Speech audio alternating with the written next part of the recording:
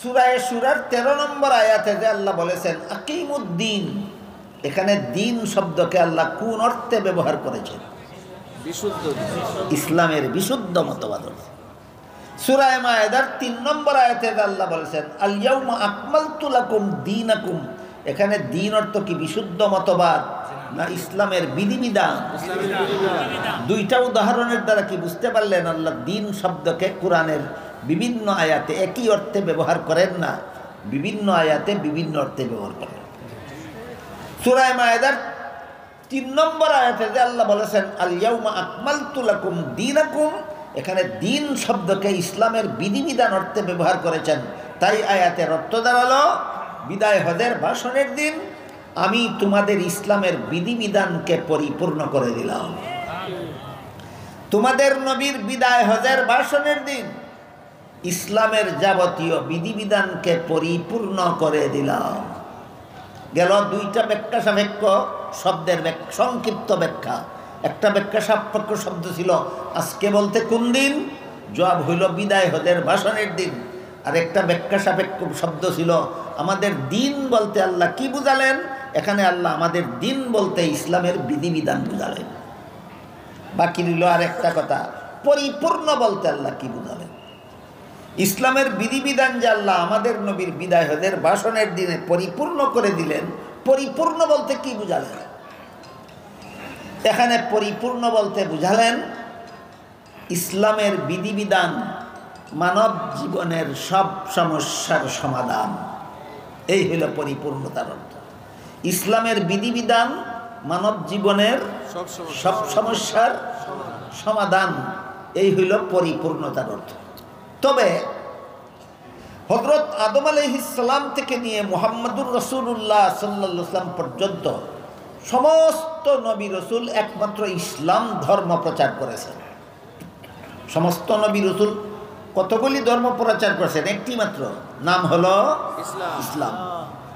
বুঝে থাকলে এবার বলুন, আদম আলাইহিস সালাম কোন ধর্ম প্রচার করেছিলেন? ইসলাম। নূহ আলাইহিস সালাম কোন ধর্ম প্রচার করেছিলেন? ইসলাম। ইব্রাহিম আলাইহিস সালাম ইসলাম, মুসা আলাইহিস সালাম ইসলাম, ঈসা আলাইহিস সালাম ইসলাম, মুহাম্মদুর রাসূলুল্লাহ সাল্লাল্লাহু আলাইহি ওয়াসাল্লাম ইসলাম ধর্ম প্রচার করেছেন। কাজেই ইসলাম ধর্ম ছাড়া অন্য কোনো ধর্ম যদি কেউ পালন করে, বুঝে শুনে জবাব দিবেন সে কোন নবীর ধর্ম পালন করে। বুঝেন নাই? আবার বলি, আদম আলাইহিস সালাম থেকে নিয়ে মুহাম্মদুর রাসূলুল্লাহ পর্যন্ত সমস্ত নবী রাসূল ইসলাম ধর্ম প্রচার করেছে। সুতরাং ইসলাম ছাড়া অন্য কোনো ধর্ম যারা পালন করে এরা কোন নবীর ধর্ম পালন করে? এই জন্য আল্লাহ সূরা আলে ইমরানের 85 নম্বর আয়াতে বলেন মান ইয়াবতাগি গায়রাল ইসলামি দীনান ফালাই ইউকবালা মিনহু, ইসলাম ছাড়া আর কোনো ধর্মই আল্লাহর কাছে গ্রহণযোগ্য নয়।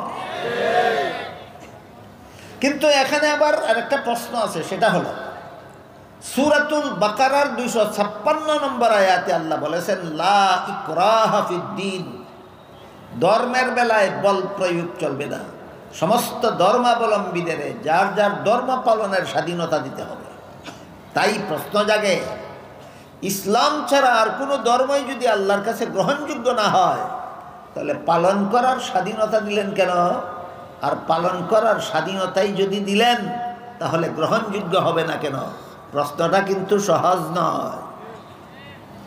এই কঠিন কথার কঠিন প্রশ্নের জবাব উদাহরণের মাধ্যমে বোঝা সহজ হয়। তাই আমি আপনাদের সামনে আগে একটা উদাহরণ তুলে ধরি। যে কোনো শিক্ষা প্রতিষ্ঠানের ছাত্রদের শিক্ষাদান সমাপ্ত করার পর কোনো পরীক্ষা হয়। পরীক্ষার্থী ছাত্ররা যখন প্রশ্নপত্র হাতে নিয়ে পরীক্ষার হলে বসে, সবগুলি পরীক্ষার্থী কি প্রশ্নের জবাব সঠিক লেখে না অনেকে ভুলও লেখে? ভুল লেখলে পাস করবে না ফেল করবে? ভুল লেখলে ফেল করবে জানা কথা, বাধা দাও না কেন? আর বাধাই যদি দাও না তাইলে ফেল করবে কেন? ওই প্রশ্নের যেই জবাব ইসলাম ছাড়া আর কোনো ধর্ম গ্রহণযোগ্যই না হলে পালন করতে বাধা দেব না কেন? আর বাধাই যদি দেব না তাহলে গ্রহণযোগ্য হবে না কেন? এই প্রশ্নেরও সেই জবাব। উভয় প্রশ্নের একই জবাব, জবাব হইল নিয়ম রক্ষার জন্য। পরীক্ষার্থী ছাত্র প্রশ্নের জবাব ভুল লেখলে ফেল করবে নিশ্চিত, তারপরও বাধা দেওয়ার নিয়ম নাই। তেমনিভাবে ইসলাম ছাড়া আর কোনো ধর্ম পালন করলে জাহান্নামে যাবে নিশ্চিত, তারপরও বাধা দেওয়ার নিয়ম নাই।